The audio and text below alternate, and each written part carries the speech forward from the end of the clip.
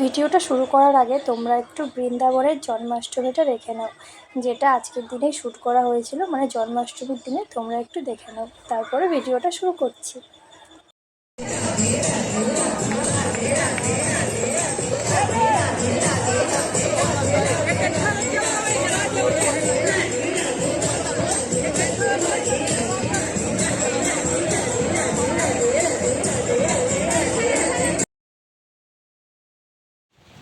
রাধে রাধে, শুভ জন্মাষ্টমী।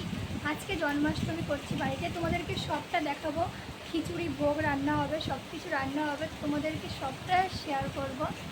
আর আজকে সকাল থেকে এত বৃষ্টি হচ্ছে, আমি তো ভেবেছিলাম যে ভিডিওই করতে পারবো না ঠিকঠাক করে, কিন্তু টুকটাক করে যেটা করেছি তোমাদেরকে সবটাই দেখাবো। আগে তোমরা নাচ দেখো।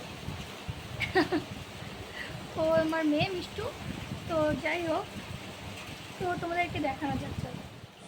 এখানে গোপালকে সকালে সেবা দিয়ে দিয়েছি, আম লাড্ডু এগুলো দিয়েই সকালে ওনাকে সেবা করিয়েছি।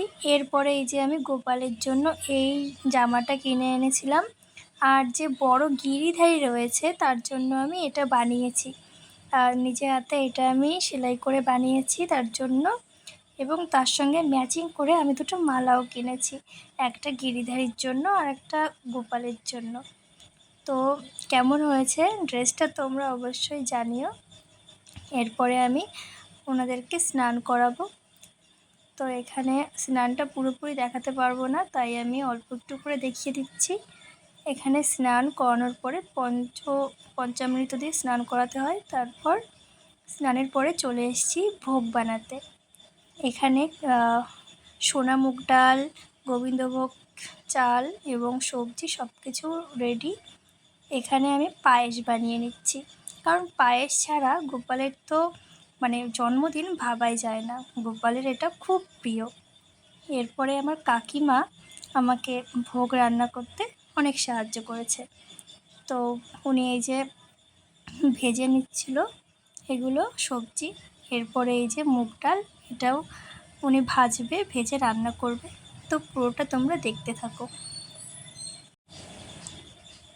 তারপরে এখানে রয়েছে তালের ক্ষীরটা বের করে নিয়েছি তাল থেকে।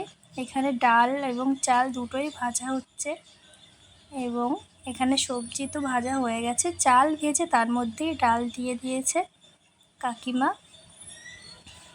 এখানে আমাদের তালের বড়াও বানানো হবে পাশে, আর তার সঙ্গে এখানে ভাজা হচ্ছে। চাল ডাল সবজি ভাজার পাশাপাশি ওই পাশের গ্যাসে জল গরম করতে দিয়ে দিয়েছে।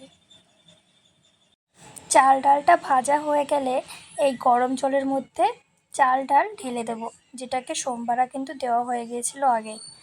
তারপর এটাকে ভালো করে নাড়াচাড়া করে কিছুক্ষণ হতে দেবে। এখানে তালের বড়ার জন্য মাখিয়ে নেওয়া হচ্ছে। তালটাকে ভালো করে ময়দা দিয়ে এবং চালের গুঁড়োও দেয়, তার মধ্যে চিনি ঠিনি দিয়ে ভালো করে মাখাতে হবে। এই যে আমার কাকিমা। তো এরপরে খিচুড়িটা হয়ে গেছে, ওখানে এখন খিচুড়ি নামানোর পরে ওখানে ঘি দেওয়া হচ্ছে। ঘি দিয়ে কিছুক্ষণ ঢেকে রাখতে হবে, তাহলে একটা ভোগের গন্ধটা তখন বেরোবে। তার আগে পর্যন্ত কিন্তু ভোগ ভোগ মনে হয় না। এখানে তালের বড়াও বানানো হয়ে গেছে, আরও হচ্ছে তালের বড়া বানানো। এরপরে আমি ঘরে এসে ফল বানিয়ে নিচ্ছিলাম, অনেক ফলও বানানোর ছিল, তাই জন্য আমি আগেই চলে এসেছিলাম।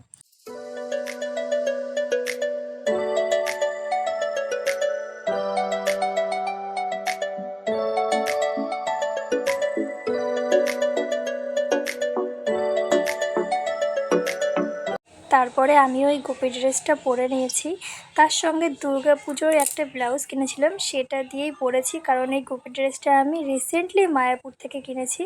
এর সঙ্গে মালাটাও মায়াপুর থেকেই কেনা। তো তোমরা দেখে নাও আমি কেমন সাজিয়েছি আমার মন্দিরটাকে আর আমার গোপু সোনাকে। গোপু সোনার ড্রেসটা তো দেখাই যাচ্ছে না, কারণ আমি ফুল দিয়ে তুলসী পাতা দিয়ে একদম ঢেকেই দিয়েছিলাম।